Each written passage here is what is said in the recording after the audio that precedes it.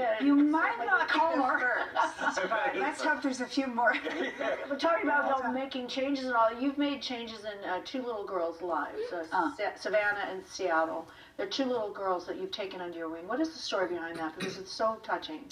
Well, Savannah and Seattle came to my attention. First, Savannah came to my attention when I was doing a fundraiser with the cast from Battlestar Galactica, another show that many people here love. Yes. Look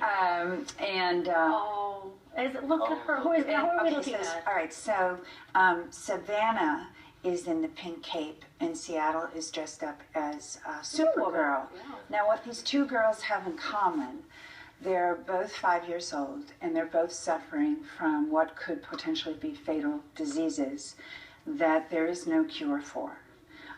Seattle is struggling with mitochondrial disease, and Savannah is struggling with mitochondrial disease, and Seattle is struggling from transverse myelitis. Can you tell us briefly what? I can tell you a little bit about them, but I think really to do them justice would take a long time, and you can go to the website afterwards and read all about it. But there she is. Is she dressed up like you? She's dressed up as okay. I think that's Laura Roslin from Battlestar. She must be a huge fan. How did you find out about these girls? This is how I found out, because I was at this fundraiser and I actually met her family.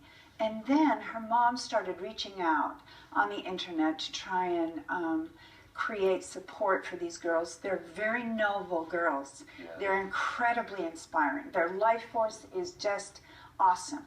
And eventually a friend of mine created this fundraiser, and she came to myself and all the rest of the Battlestar people, and now we've kind of jumped on board, and it's taking off this week to help these girls, just very specifically right now. One of them needs oxygen. She needs to now have oxygen all day long. She has an oxygen tank at night. But in order to keep going and live a vibrant life, she needs that 24 hours a day. The other one needs a wheelchair. And they're targeting this fundraiser very specifically to give these girls something they need right now, because both of them are vital, heroic children. And they want to stay alive, they want to keep living. And if you look at some of the things that they've done, when you look at their websites and hear the stories of the things that each of them has overcome, they've simply become my new role models. They're just incredible. They've never met. So one of my goals is that they will meet.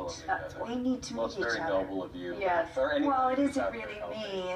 But the people that are beginning to learn about these girls are responding very strongly, and they're a bit symbolic, for people out there who aren't quite being heard and aren't quite getting the support, and whose diseases are outside of the healthcare system. Oh, Mary, it's such a wonderful thing. Thank you so much for bringing your story and light to this subject over here. And we'll put up on the website where you can go to do something to help. And Major Crimes has been renewed for a